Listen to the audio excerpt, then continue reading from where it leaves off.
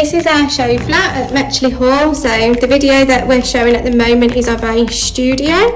So as you can see, you've got a small double bed with a sofa just there, and then you've got your study desk with some shelving and some drawers at the top with a lockable drawer just here.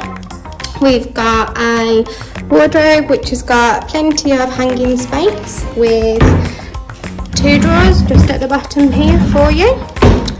We then come around to your own individual kitchen area.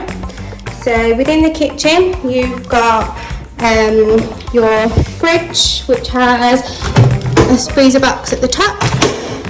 We've got a microwave oven just here, so as well as it being a microwave, you've got a standard convection oven as well built in.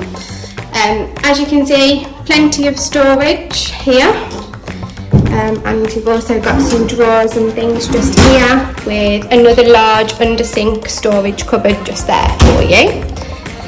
We'll then come out of the kitchen and into the bathroom. So as you can see, you've got a shower just there, toilet and sink, so plenty of space for you in here. Very large spacious rooms with gas central heating, which can be controlled individually as well, so you can choose whether to have it on or off or as high or low as you want it.